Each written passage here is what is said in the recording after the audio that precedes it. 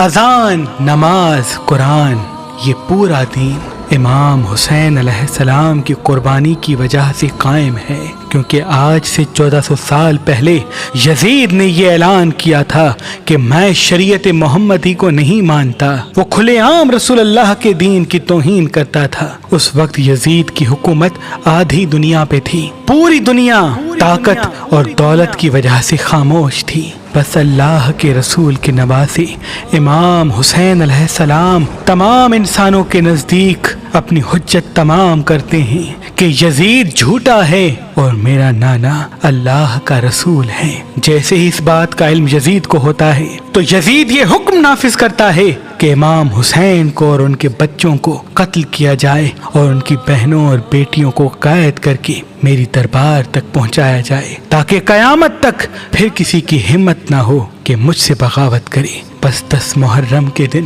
آپ کے پورے خاندان کو 3 دن بھوکا پیاسا رکھ کے شہید کر دیا جاتا ہے۔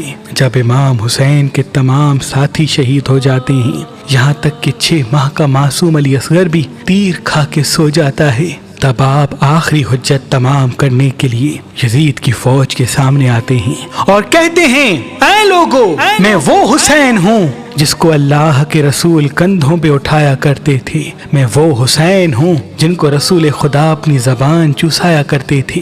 جب میں مسجد نبوی میں آتا تو حضور صلی اللہ علیہ وآلہ وسلم منبر پہ مجھے اپنی گود میں لے لیتے تھے اور دنیا کو بتاتے تھے کہ یہ حسین جنت کے جوانوں کا سردار ہے۔ اے لوگو، میں تم سب کو پہچانتا ہوں، تم میں سے بہت سے لوگ ایسے ہیں جنہوں نے یہ منظر خود اپنی آنکھوں سے دیکھا۔ کیوں مجھے قتل کرنا چاہتے ہو؟ میں نے تمہارا کیا بگاڑا ہے؟ میں تو صرف رسول اللہ کی نبوت کی گواہی دے رہا ہوں۔ یزید کے سپاہی کہتے ہیں کہ یزید تیرے باپ علی سے نفرت کرتا ہے اور ہم یہاں سب تجھ سے تیرے باپ کی دشمنی میں لڑنے آئے ہیں، اور ہمیں معلوم ہے کہ جتنا ہم آل رسول کو تڑپائیں گے یزید اتنا ہی بڑا ہمیں انعام دے گا۔ بس عمر بن سعد کہتا ہے، اب حسین کی کوئی بات نہ سنی جائے، جاؤ حسین پہ حملہ کرو۔ جو امام حسین کے سامنے آتا وہ فنار ہوتا جاتا۔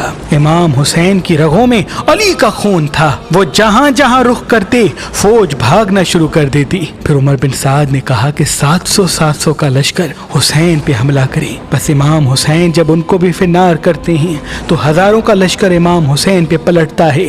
امام حسین جب ان کو بھی فنار کرتے ہیں تو فوج یزید اکٹھا حملہ کرتی ہے۔ آپ شیر کی طرح لڑتے ہیں اور کوئی بھی امام حسین کے سامنے ٹک نہیں پاتا، اور آپ کہتے ہیں، اٹھو عباس، ایک بھوکے اور پیاسے کی جنگ دیکھو، دیکھو تمہارا بھائی حسین کیسے لڑ رہا ہے۔ تاریخ نے لکھا میدان پورا ہلنے لگتا ہے، فوج بھاگنا شروع کر دیتی ہے۔ اتنے میں عمر بن سعد کہتے ہیں، حسین کو مارنا ناممکن ہے، جاؤ خیام کو آگ لگا دو اور کچھ سپاہی دور سے امام حسین پہ حملہ کرے۔ جب امام حسین خیام کی طرف جائیں تو تمام سپاہی تیر مارے، اور جب میدان کی طرف آئیں تو سپاہی خیام کی طرف پلٹ جائیں۔ بس سپاہی امام حسین سے دور چلے جاتے ہیں اور دور سے تیر، نیزے، بھالے امام حسین کی طرف پھینکتے ہیں۔ جس کے پاس مارنے کے لیے کچھ نہیں ہوتا وہ کربلا کی زمین سے پتھر اٹھا کے امام حسین کو مارنا چاہتا ہے، اور وہاں کچھ ظالم خیام کو جلا دیتے ہیں۔ امام حسین کبھی خیام کی طرف جاتے ہیں، کبھی میدان کی طرف آتے ہیں، لاکھوں کا لشکر ایک طرف اور بی بی فاطمہ زہرا کا بیٹا ایک طرف۔ بس اتنی دیر میں آواز غیب آتی ہے کہ اے حسین، تیرا اللہ تجھ سے راضی ہو گیا۔ امام حسین تلوار کو روک لیتے ہیں اور اللہ کی عبادت میں مصروف ہوتے ہیں اور اللہ کا شکر کرتے ہیں۔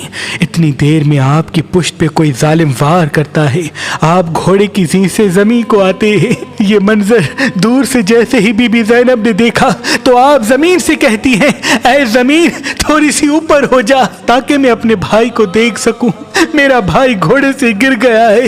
بس بی بی زینب جیسے ہی دیکھے کہ امام حسین سجدے میں ہیں اور شمر امام حسین کے سر کو کاٹ رہا ہے، بس آپ کا سر مبارک جیسے ہی نو کے سنا پہ بلند ہوتا ہے، قرآن کی تلاوت کرتا ہے، سارے یزید کے سپاہی خوش ہونا شروع ہو جاتے ہیں کہ کام تمام ہوا، اب ہمیں یزید انعام دے گا۔ اور پھر ساری فوج ایک ساتھ ہو کے خیام پہ حملہ کرتی ہے، خیام کے اندر آ جاتی ہے، بیبیوں کے سامان کو لوٹا جاتا ہے، بیبیوں کے سروں سے چادروں کو کھینچا جاتا ہے، بی بی سکینہ کے کانوں سے بالیوں کو نوچا جاتا ہے۔ بس بیبیاں بے وارث و مددگار زمین کربلا پہ بیٹھی ہیں اور مقتل میں تمام لاشیں بکھرے ہوئے ہیں۔ پھر اتنی دیر میں عمر بن سعد فوج کو یہ پیغام سناتا ہے کہ یزید کا یہ حکم ہے کہ نواسہ رسول کی لاش کو اتنا پامال کرو کہ اس کا جسم سلامت نہ رہے، کیونکہ عرب میں لاش کو پامال کرنا سب سے بڑی توہین سمجھا جاتا تھا۔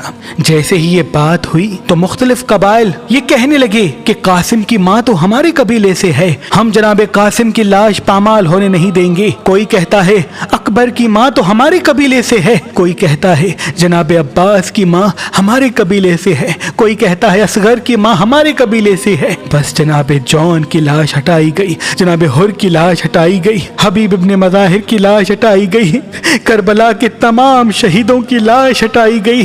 بس کربلا کی زمین پہ رسول اللہ کے نواسے کا جسم پڑا رہا، اور پوری امت میں سے کسی نے یہ نہ کہا کہ یہ ہمارے رسول کا نواسا ہے۔ بس مشرق کے گھوڑوں کو مغرب کی طرف اور مغرب کے گھوڑوں کو مشرق کی طرف دوڑایا جاتا ہے۔ امام حسین کی لاش کو پامال کیا جاتا ہے۔